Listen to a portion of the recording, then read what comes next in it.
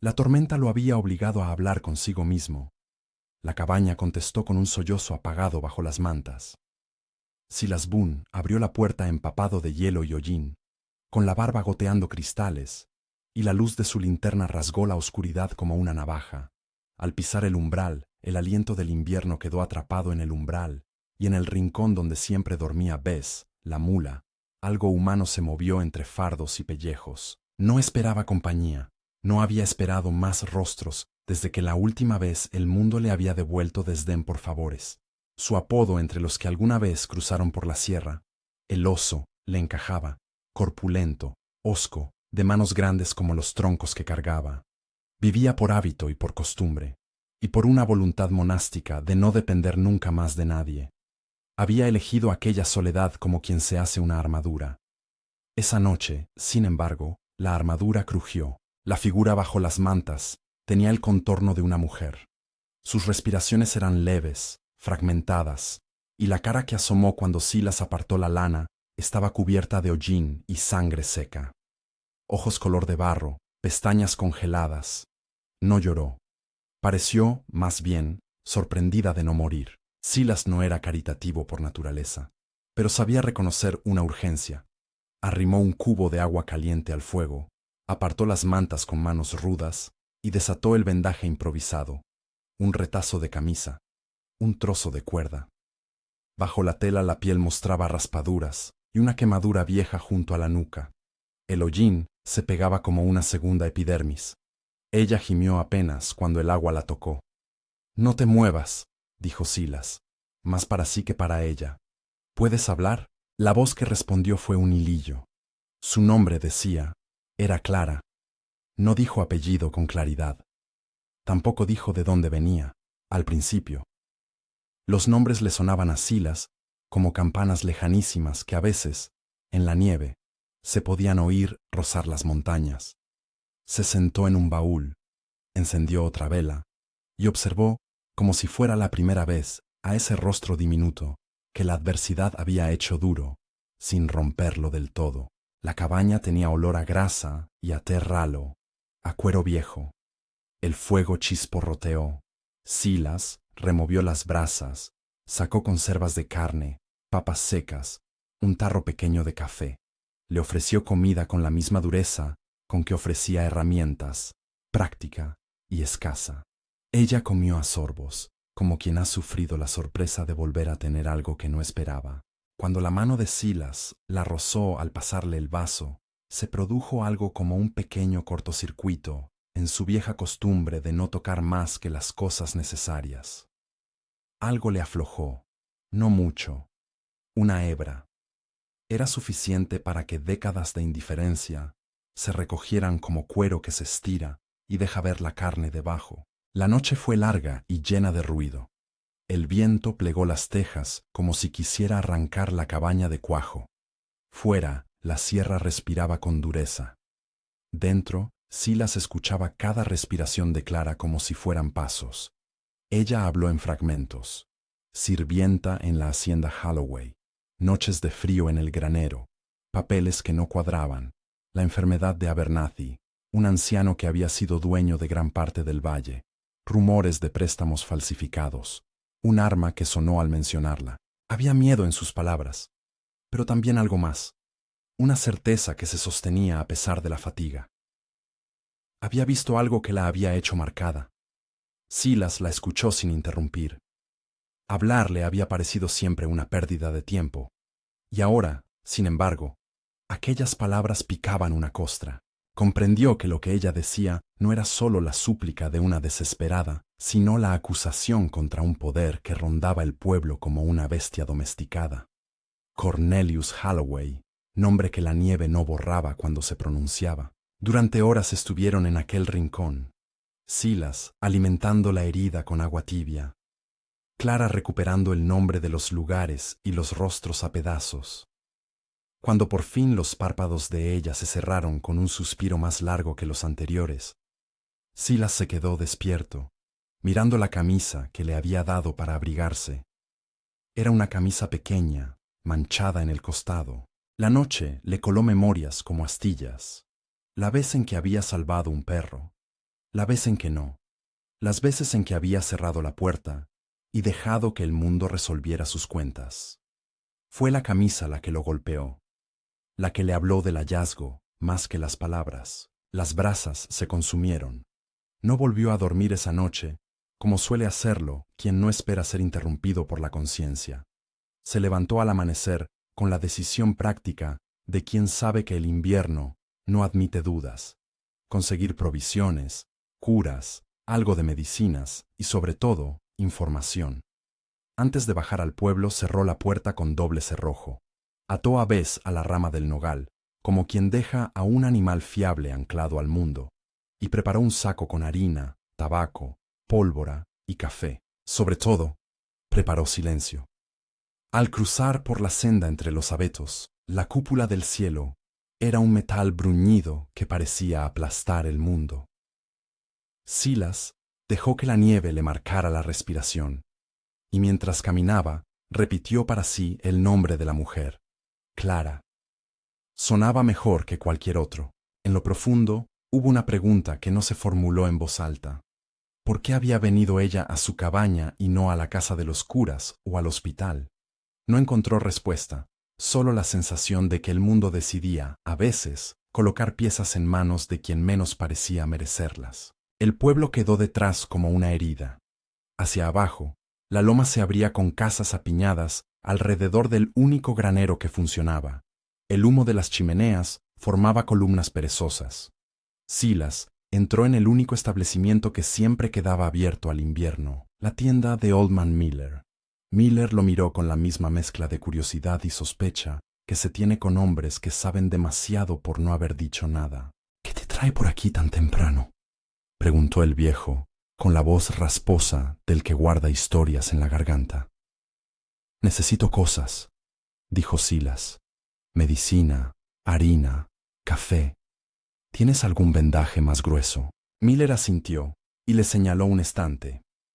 Mientras el hombre cobraba, Silas observó los carteles clavados en el corcho. Anuncios, empleos para cortadores de leña, un anuncio que rezaba en letras mayores y que sobresalía como una herida reciente. Recompensa por la captura de Clara Ali, acusada de robo y tentativa de asesinato. $100. La tinta se había corrido con la lluvia, pero las palabras no mentían. Al ver el anuncio, un frío distinto le subió a Silas, ajeno al clima. La lámina de metal vibró en él. «¿Quién la ha puesto?», preguntó sin disimulo. «El sheriff», dijo Miller. «Taggart. Dicen que hubo un asalto en Holloway. Robaron unos papeles y un hombre quedó muerto. La versión oficial es que Clara intentó huir y... Mira, no es asunto mío». Silas pagó con billetes gruesos que llevaba guardados para una emergencia. Mientras lo hacía, repensó la conversación con Clara sobre los papeles y Abernathy. La recompensa convertía cualquier rincón en una tentación. Hombres con frío y cuentas pendientes se verían atraídos como moscas. Si el sheriff había puesto precio a su cabeza, entonces el pueblo entero sabía que Clara era peligrosa. Y si el pueblo la buscaba, si quería la casa, podía terminar matándola por dinero.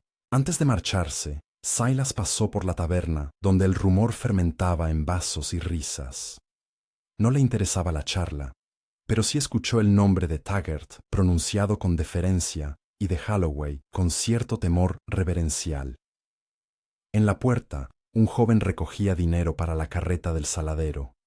Nadie le ofreció ayuda, ni lo miraron como a quien lleva una carga noble. Silas compró una venda más gruesa y un frasco de yodo. También consiguió un pequeño cuaderno de notas viejas y un lápiz. Al salir, un hombre del pueblo, de rostro curtido y ojos ligeros, lo miró con superioridad y le lanzó una advertencia con palabras que querían ser humor. «Conoces el dicho, Boone. Aquí, el sheriff protege a los buenos». Silas no respondió. Volvió a la senda hacia la montaña con el peso de las provisiones y la sensación de que su lugar había cambiado de golpe. Ya no era solo un ermitaño, sino el guardián de algo que los demás consideraban combustible para su codicia. Pensó en Clara, en su mirada, en cómo a pesar de todo seguía diciendo la verdad. La cuestión de la verdad se convirtió, para Silas, en una brasa que no estaba dispuesto a dejar morir. Cuando regresó, la cabaña olía a humedad y a ceniza de leña. Clara, sentada junto al fuego, tenía la mejilla rosada por primera vez desde que apareció. Sonreía de manera vacilante, como quien recuerda un nombre perdido. Le entregó las vendas y el yodo, y ella negó con la cabeza. «No quiero que me vean en el pueblo», dijo con voz baja. «Si el sheriff sabe que estoy aquí». «Silas, si saben». Él dejó la mochila en el suelo y cerró la puerta tras de sí con deliberación. En su interior, algo se terminó de decidir. «Nadie te encontrará aquí», dijo. «Al menos no hoy». Arreglaron la cocina con la concentración de 2 personas que comparten un territorio pequeño. Él le enseñó a encender mejor la lamparilla. Ella le contó cómo se sienten los hilos en una puntada que no se veía en su infancia. Fueron gestos prácticos que eran en realidad una conversación mutua que les fue deshaciendo el temor. Silas le mostró una pequeña cajita de madera donde guardaba mapas y chucherías. Le dijo cómo subir la cuerda de la colina sin perder el equilibrio. Ella le observó con la curiosidad que corresponde a alguien que recibe lecciones básicas de supervivencia, como si fueran un tesoro. Las noches siguientes pasaron en área de mentes en tensión constante, como si la montaña hubiera decidido esculpir una historia lenta alrededor de ellos. Ella le contó más. Abernathy había sido un viejo dueño que había tratado a la gente con mano dura, pero justo. En uno de sus últimos años, había recibido amenazas veladas y préstamos forzados. Los documentos que Clara había visto, según sus fragmentos, parecían sellos nuevos sobre tierras viejas, firmas que no pertenecían al anciano. Había una factura, una escritura que desviaba praderas enteras hacia el nombre de Holloway. Cuando Abernathy enfermó, algo cambió. La propiedad quedó en manos de otros. Y cuando el viejo murió, la versión oficial lo achacó a causas naturales. Pero Clara murmuró algo que clavó un puñal en Silas. La noche antes de morir, había gritado por alguien. Y dicen, apareció Taggart, con una sonrisa que no pegaba con la muerte. Silas escuchó, y por primera vez, miró su propio silencio a la cara. No era un hombre de la ley, pero sí de la justicia a su modo. Aquello no le bastó para lanzar proclamas, pero era suficiente para plantarse frente al mundo con 2 certezas. La montaña protegía y la montaña juzgaba. Él le debía a la montaña más que a cualquier hombre del pueblo. Con el tiempo, la presencia de Clara fue deshaciendo también un muro más íntimo. No fue una química hecha de palabras, sino de acciones. Ella, aprendiendo a atar un nudo para asegurar la comida a la rama del nogal. Él intentando hablar de su pasado sin llegar al punto siquiera. La manera en que ella lavó su camisa vieja y la dejó colgada a secar frente al fuego, como una enseña que declaraba que allí se intentaba una nueva vida. Cuando la noche se estiró sobre la cabaña y el viento volvió a aullar, Silas creyó por un instante que podía prender de nuevo la esperanza. Aún así, la sombra no desaparecía. La recompensa puso un precio sobre su cabeza y sobre la de Clara. El pueblo, que siempre tiene hambre de historias, con finales de sangre o dinero, ya había escogido. Silas lo sintió en el silencio, en las miradas que, incluso a distancia, se pegaban a la ladera como si esperaran la caza. Lo sintió con más fuerza cuando, una tarde, mientras él salía a cortar madera, halló las huellas alrededor de la cabaña. Huellas múltiples, calzado pesado, marcas recientes que se dirigían hacia el sendero principal. Alguien había merodeado. Alguien había olido la posibilidad de dinero. Prepararon entonces pequeñas defensas, no por confianza en la violencia, sino por prudencia. Algunas rocas colocadas como trampa, hilos tensados que hacían ruido con latas vacías, una vela encendida siempre cuando alguien debía vigilar. Silas enseñó a Clara a disparar con la escopeta de su padre, una arma pesada que ella al principio miró con recelo y luego con atención paciente. El gesto de enseñarle no fue una lección militar, fue un acto de transferencia de poder. Esa noche, cuando ella sostuvo la carabina por primera vez, no fue para imaginar matar, sino para sentir que su vida podría pertenecerle otra vez. No apagues la brasa del pensamiento, le dijo Silas en un momento de confidencia. Si crees que puedes vivir huyendo, es que aún no has probado vivir en la verdad. Ella sonrió, pero su sonrisa era un mapa de incertidumbres. Le contó entonces por primera vez un nombre que puso a Silas un nudo en la garganta. Holloway. El invierno se apretaba más y más. La nieve comenzó a hacerse densa como un muro. Siguieron los días con su rutina estirándose entre la simpleza y la urgencia. Leña, comida, curas. Pero las noticias volaban por la montaña como aves de mal agüero. Hubo rumores de un carruaje de Holloway que bajó al pueblo con más hombres de los habituales. Hubo, también, murmullos de que Taggart, el sheriff, había recibido órdenes, aunque nadie parecía capaz de decir de quién. Todo ello aumentó la tensión. La recompensa en el corcho de Miller se sentía ahora como un imán que atraía a los que no tenían escrúpulos.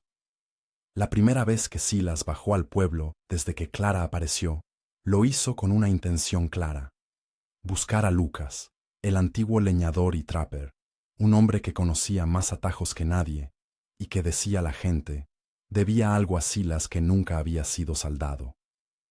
Lucas vivía en una cabaña en la mitad del bosque, con perros y redes para la nieve. Lo encontró en el porche, limpiando pieles. «Boone», dijo Lucas, con esa mezcla de gratitud y desconfianza en que los de la sierra mantienen sus deudas. «¿Qué te trae?» «Necesito caballos», respondió Silas sin rodeos.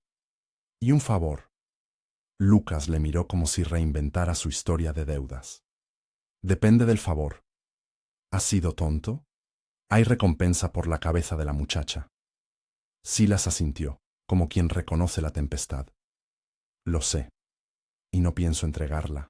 «Entonces», interrumpió Lucas, «piensa también que si eso sale mal, podrías pagar tú.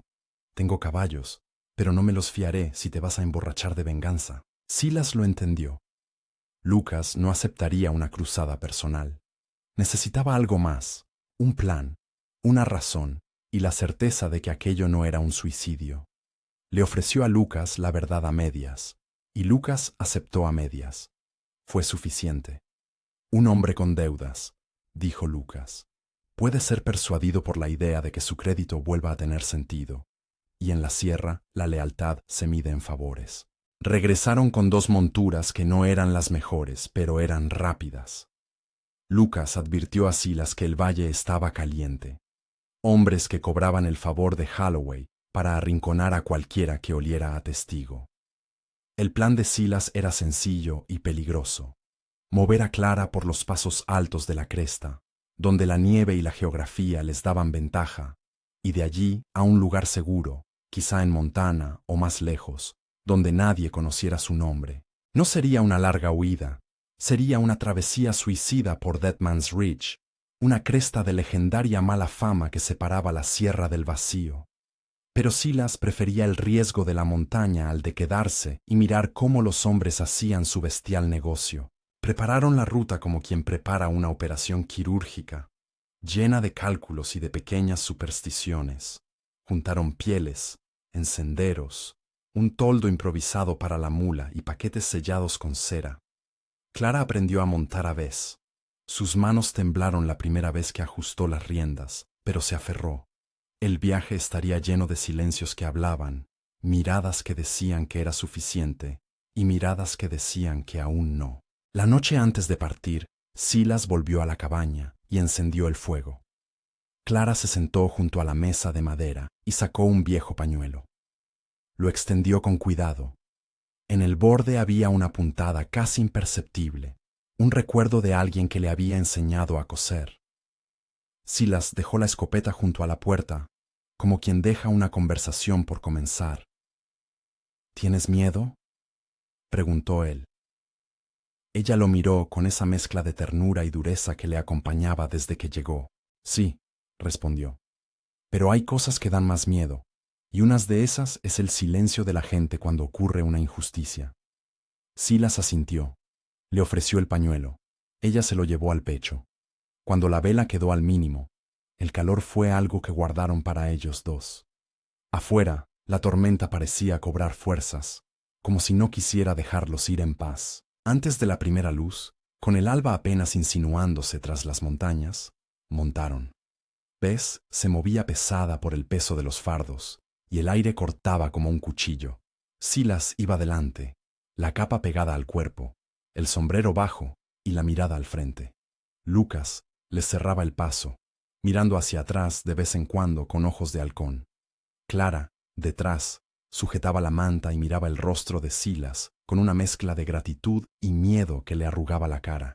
Al salir del bosque y alcanzar la loma que daba a Deadman's Reach, el paisaje se abrió en un panorama de horizones que intimidaban. Crestas afiladas, precipicios, nieve que se pegaba en las rocas como ceniza. La cresta parecía una espalda de gigante, curvada y desafiante. Al mirarla, Silas sintió en el pecho la misma mezcla de atracción y respeto que le producía siempre la inmensidad. Un llamado a decidir si ser pequeño o decidido. No habían recorrido mucho cuando una sombra apareció al borde del sendero. Huellas nuevas, y luego un olor metálico en el aire. Silas se agazapó instintivamente y bajó la mano hacia la escopeta. Lucas se pegó al lado y con un gesto indicó silencio. «Nos han seguido», susurró Lucas. «No por mucho tiempo. Alguien nos olfateó desde el valle». El pulso de Silas se apretó. No era la primera señal de advertencia, pero siempre el cuerpo le recordaba que la sangre de otros corría por aquellos senderos, gente dispuesta a vender la vida por unos billetes. Miró a Clara. Vio en su rostro una determinación nueva, como si un velo de miedo se hubiera tornado en una luz cortante. En la lejanía, sobre la colina que daba al valle, apareció una nube de polvo. No era natural. Hombres a caballo, quizá 3 o 4, lanzaron gritos y comenzaron a descender por un atajo que había sido antaño una senda de arrieros. Silas sintió como la tensión subía como un metal que se calienta. No había tiempo ahora para planes sofisticados. La travesía se convertiría en un combate por la supervivencia. Ajustó la gorra, apretó las manos alrededor de las riendas y miró a Lucas. Había una resolución en su mirada que no era solo por Clara. Era una resolución que había estado incubándose desde el día en que la encontró en su cabaña. La imagen de aquella mujer desvanecida entre mantas le había hecho retorno a partes de sí mismo que creía muertas.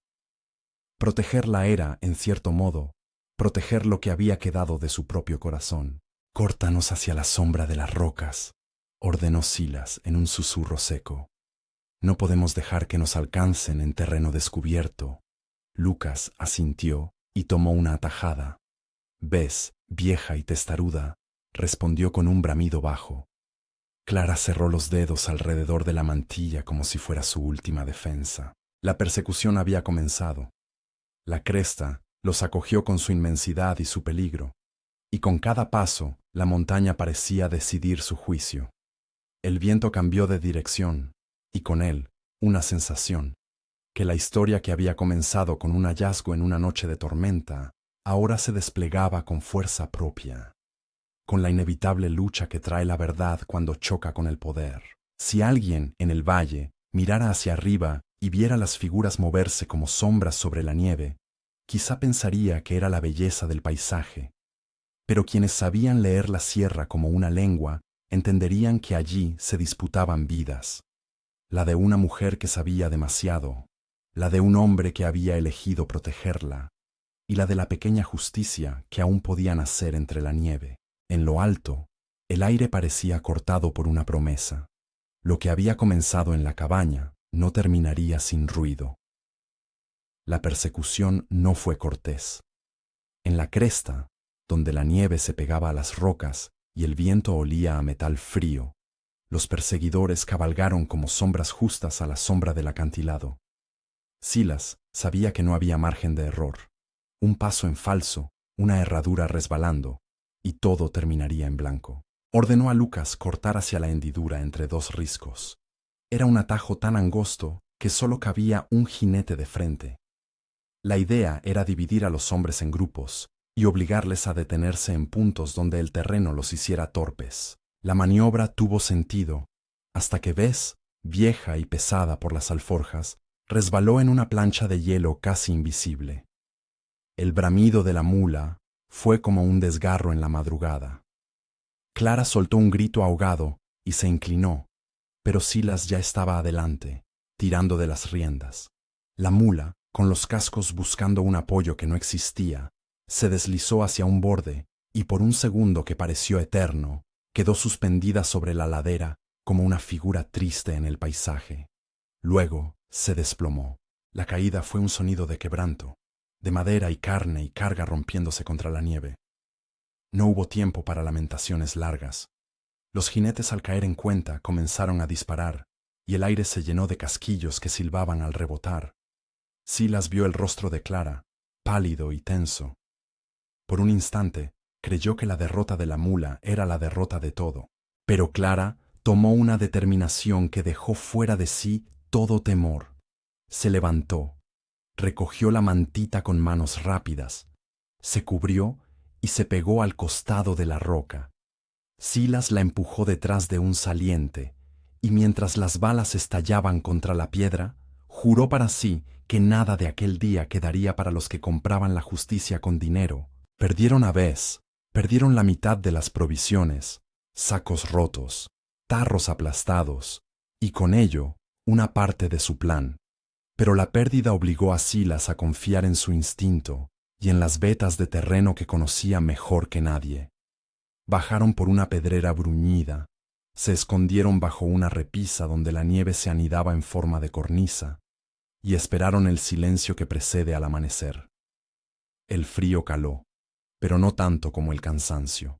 Clara, con los dedos ennegrecidos por el frío y la sangre, apoyó la cabeza en el muslo de Silas, y por primera vez, desde que aquel extraño hallazgo la había llevado hasta la cabaña, dejó que alguien la sostuviera sin exigir nada a cambio.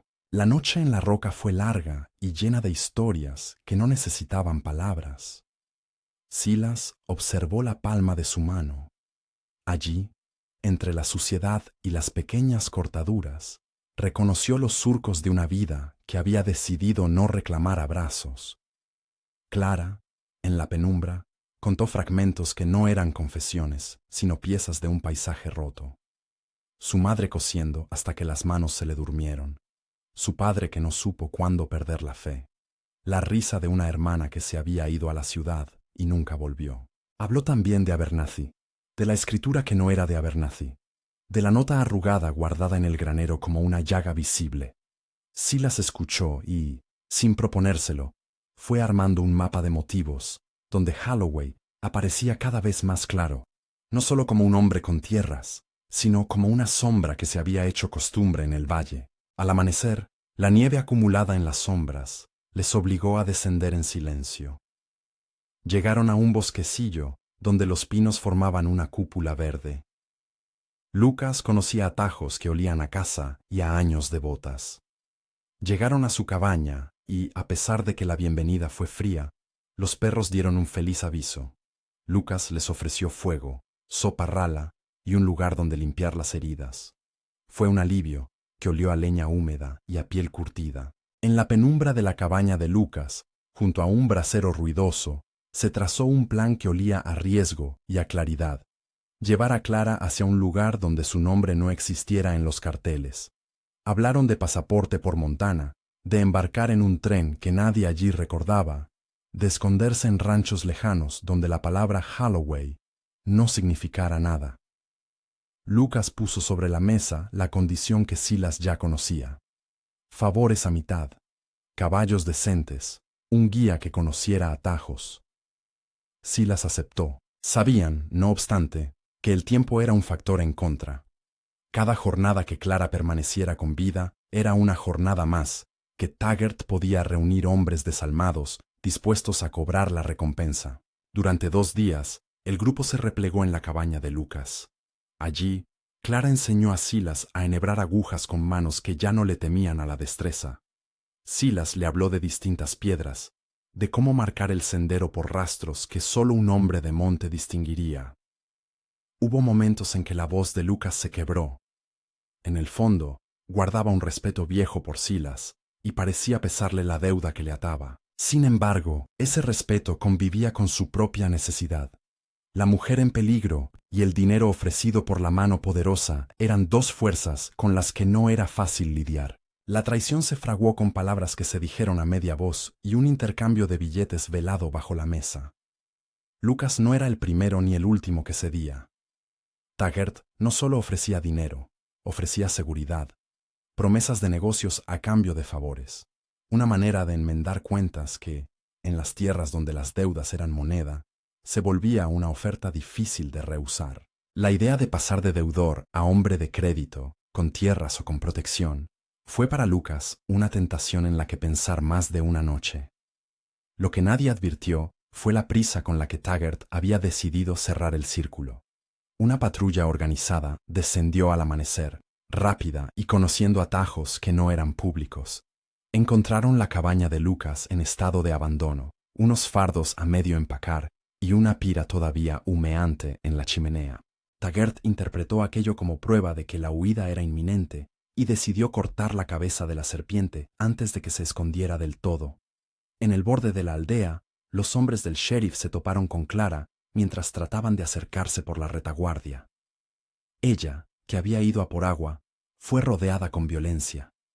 Había silencio en las manos que la sujetaban.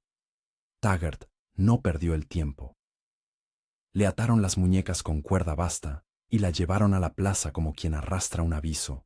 Para cuando Silas, que había ido a comprobar un desvío en la cadena de custodia de los caballos, regresó, un humo, deliberado y amargo, ya subía del lugar donde alguna vez había estado su cabaña, la suya, la que había hecho hogar y refugio.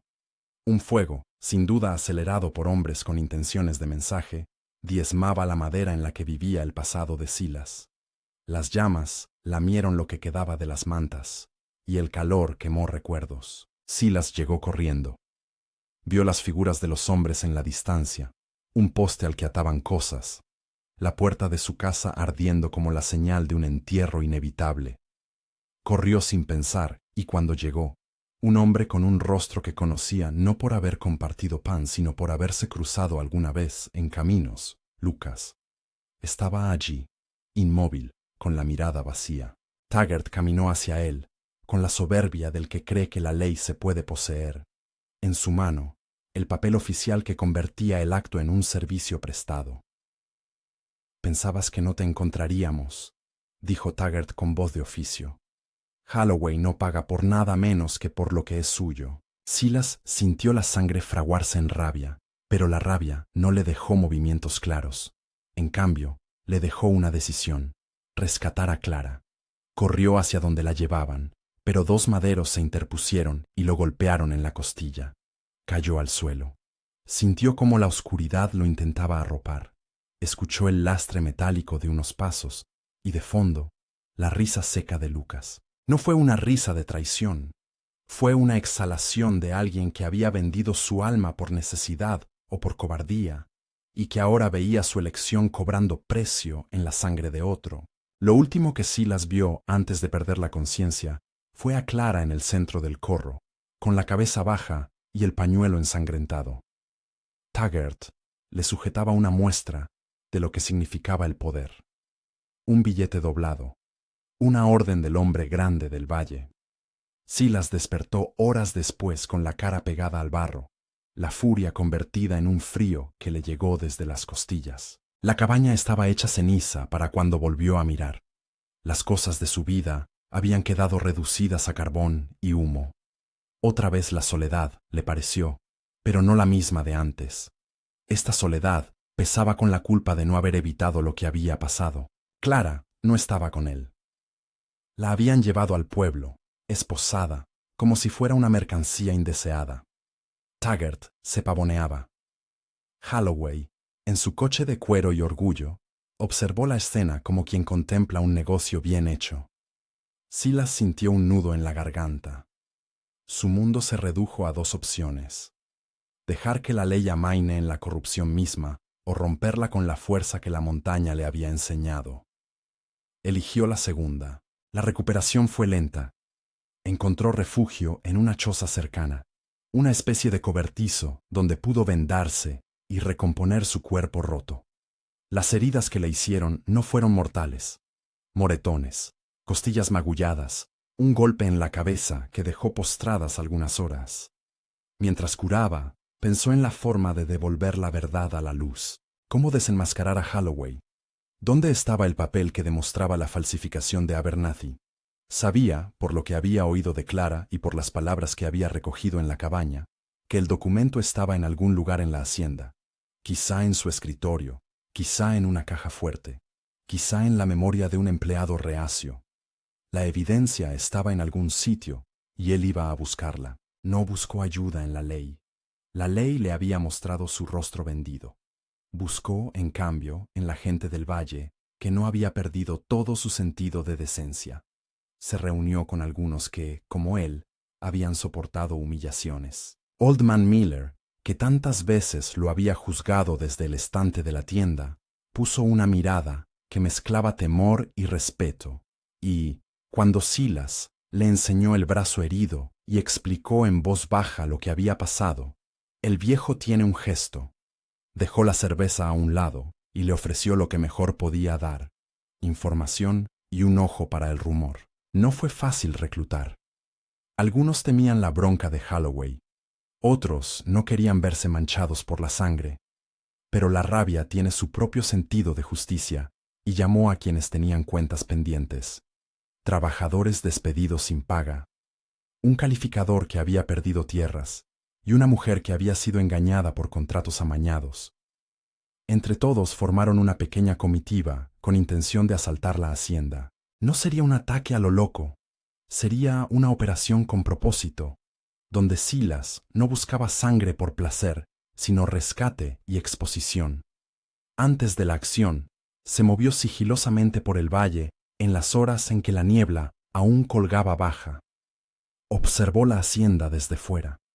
Era una mole de madera y orgullo, con guardias y una hornacina que parecía proteger más los papeles que a las personas. Las puertas estaban adornadas con placas y retratos, y en el centro de ese orgullo había una sala con un escritorio grande, donde se guardaban las cuentas y las escrituras.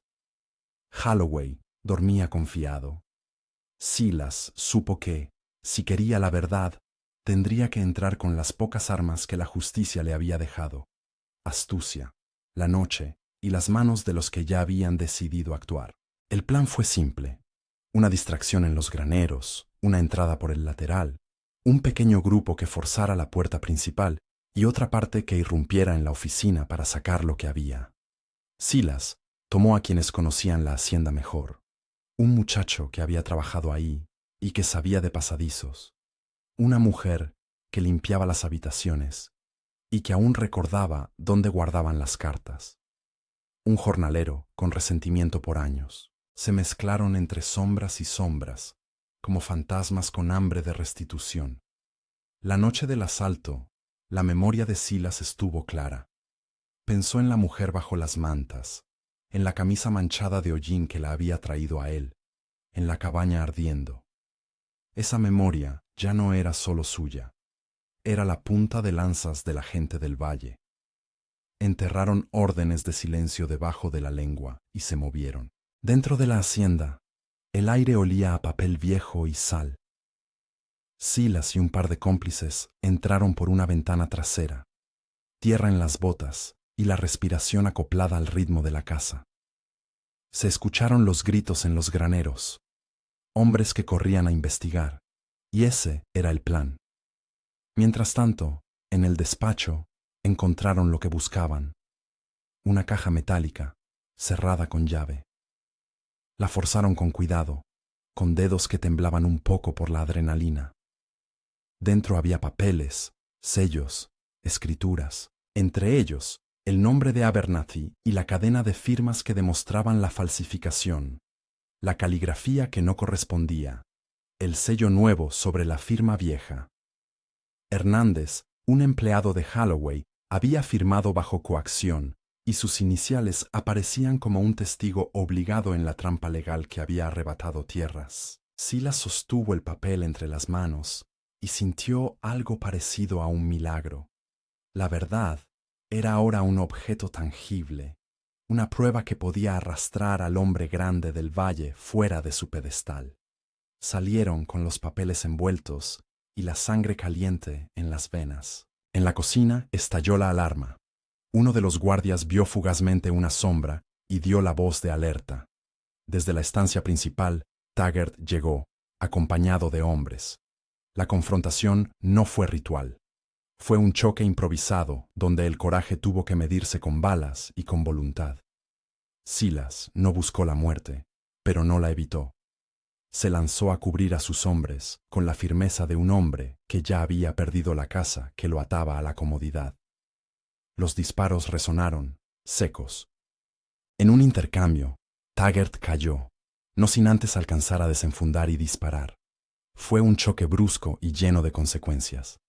Taggart quedó inmóvil, con un golpe que lo arrojó contra la mesa, la sangre mezclándose con las migas del té.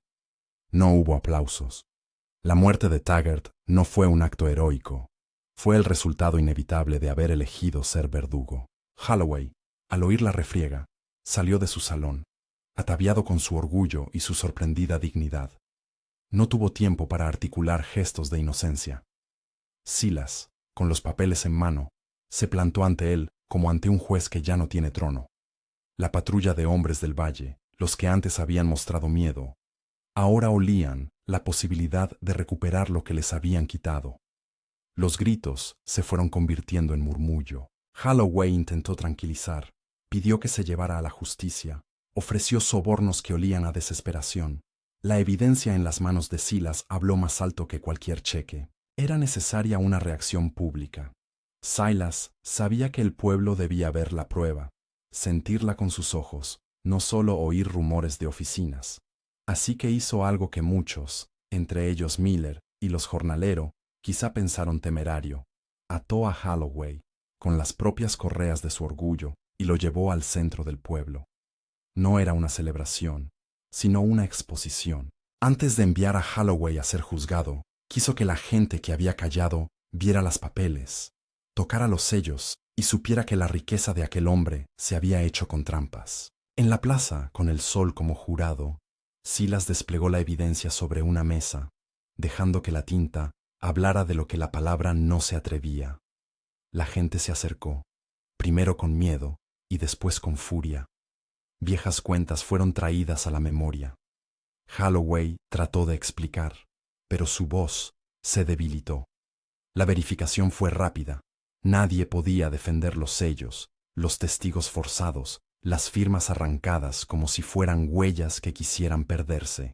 Taggart, cuando sus heridas fueron consolidadas por el médico del pueblo, no tuvo defensa alguna. Su sangre había hablado. El pueblo no hizo justicia con linchamiento. Eso habría sido fácil y ruin. En vez de eso, la comunidad reclamó lo que había sido quitado. Se organizó una asamblea. Las tierras se revisaron, los contratos fueron anulados, y se ordenó la restitución cuando fue posible. Holloway perdió, en cuestión de días, la aureola de poder que sostenía con tanto celo. Se publicó su caída en conversaciones y en cartas que llegarían a ranchos vecinos. La humillación fue pública y la reparación comenzó, aunque con límites. No todo se podía devolver, no todas las heridas cerraban con papeles. Pero el mensaje quedó claro. Aunque la ley había sido comprada, la verdad termina, a veces, por ser un látigo público demasiado fuerte. Clara fue exonerada públicamente, y no por compasión, sino porque los papeles demostraban que su testimonio no era invención, sino resistencia. Cuando la tarde cayó y el murmullo se apaciguó, la gente miró a Silas con otra mirada. No era ya el ermitaño que pasaba, era aquel que había cargado con la verdad hasta volverla visible. Ofrecieron recompensas, pompas, propuestas que buscaban convertirlo en algo que él no deseaba. Silas, con la misma terquedad que lo había hecho dejar la sociedad, rechazó el dinero. No quería monedas de un mercado que había comprado conciencias. Quería otra cosa, reconstruir.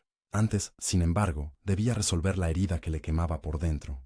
Lucas, el hombre que había traicionado, que había estado allí al fuego y que había dejado que Taggart llevara a Clara al pueblo, fue llamado. La pelea con Lucas no fue de cuchillos, Fue de palabras afiladas.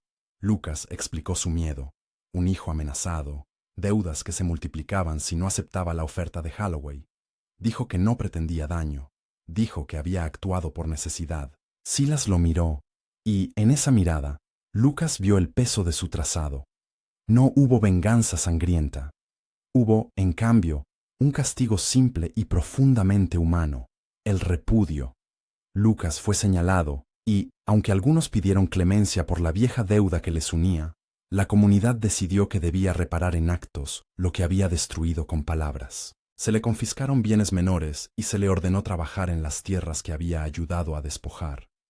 La justicia, en esa tarde, fue reparación práctica, y Lucas se quedó con la honra mancillada y la posibilidad de rehacerla con sudor.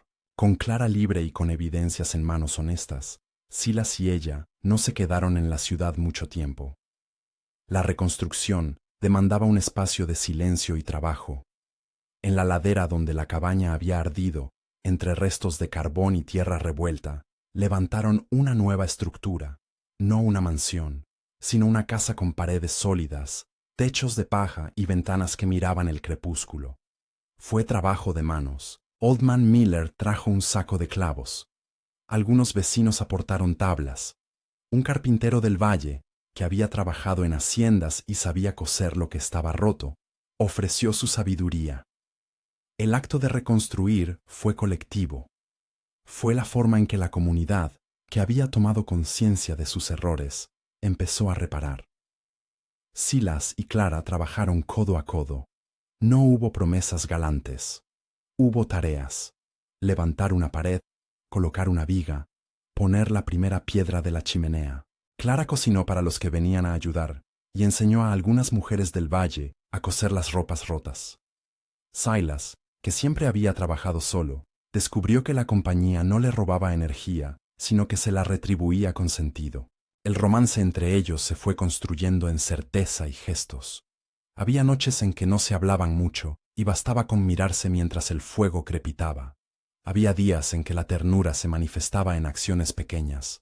Un pan que Silas aprendió a moldear mejor, una mano para sujetar una escalera, una promesa muda de no volver a dejar que la soledad dictara su ritmo. No fue una historia de enamoramiento instantáneo, sino de reconstrucción de dos almas que habían sido heridas por la vida y que aprendían a curarse en compañía.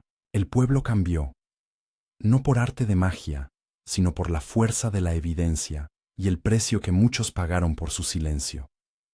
Holloway dio una última entrevista donde su voz, antes grave, sonó edulcorada. Le quitaron parte de sus tierras, le cerraron caminos de negocio. No hubo linchamiento ni derramamiento de sangre público, pero sí una quita de poder que equivalía a un castigo social. Taggart, por su parte, no volvió a ocupar su puesto con la misma altura. La oficina del sheriff fue entregada a un hombre que no tenía la costumbre de cerrar los ojos ante los papeles. El valle respiró un aire distinto durante meses. Fue un aire donde la sospecha se convirtió en examen y el rumor en evidencia. Aún así, las heridas quedaron. Silas llevaba en el cuerpo la marca de la pelea, una cicatriz en la costilla que le recordaba a cada inhalación aquella noche en la que la cabaña ardió. Clara, cuando llovía, sentía que el humo subía en su garganta. Ambos sabían que la justicia no era perfecta. Sabían que, aunque las leyes se habían reacomodado, no todo volvería a su sitio.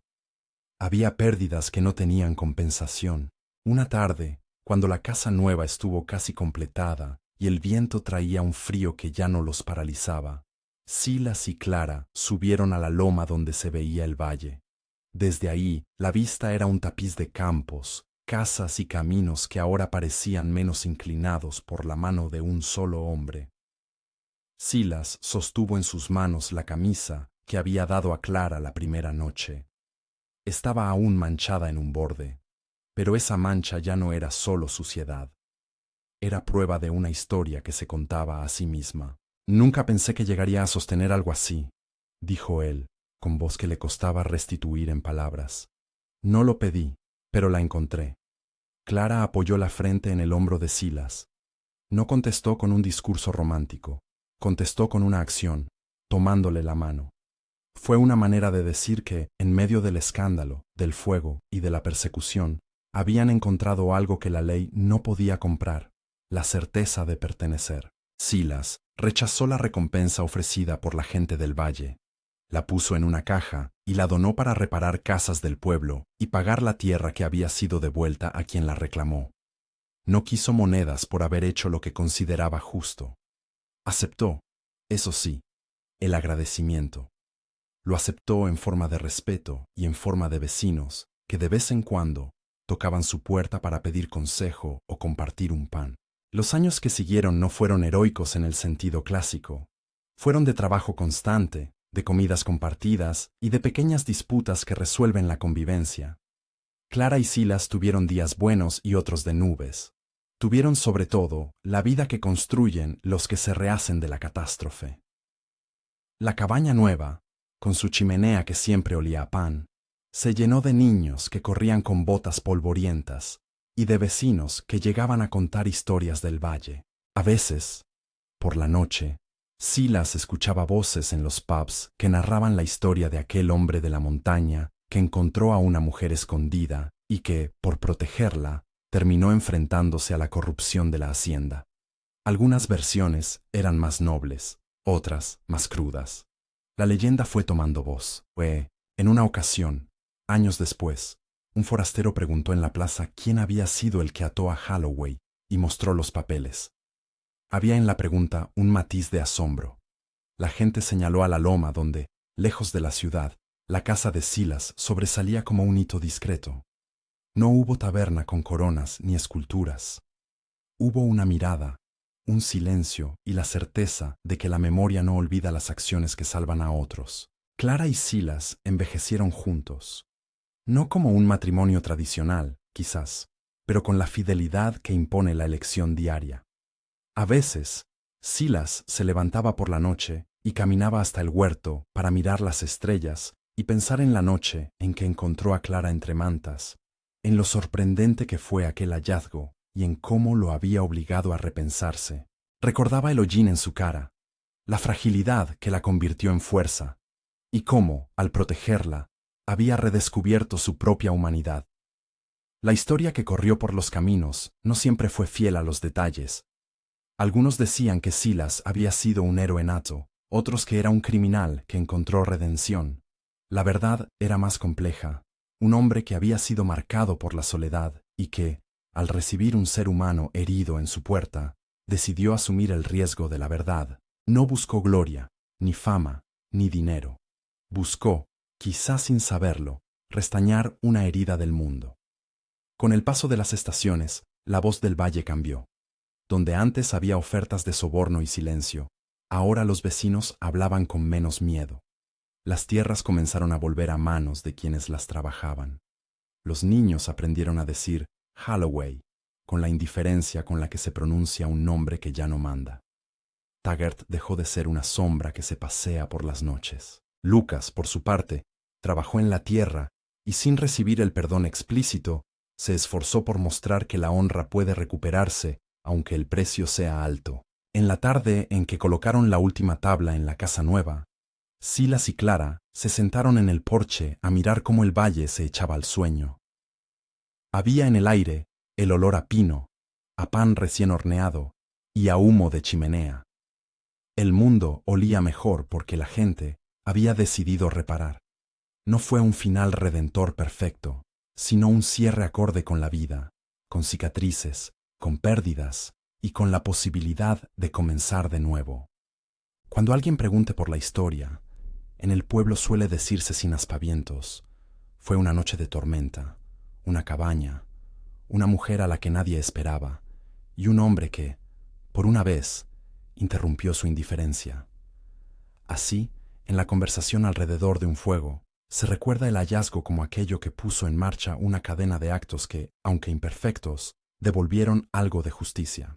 Nació, con ello, una leyenda que no busca santificar a nadie, sino contar que la verdad, cuando se sostiene, puede hacer temblar incluso a los poderosos. Si esta historia te ha atrapado, cuéntanos qué hubieras hecho tú en su lugar. Y si te ha interesado la vida de Silas y Clara, suscríbete y comparte. Quizá haya más relatos de la sierra esperando a ser escuchados. Así nació la leyenda del hombre de la montaña que encontró a una mujer escondida en su hogar, no como una epopeya sin fallos, sino como la historia de una entrega que transformó a un pueblo y sanó, a su modo, dos almas rotas.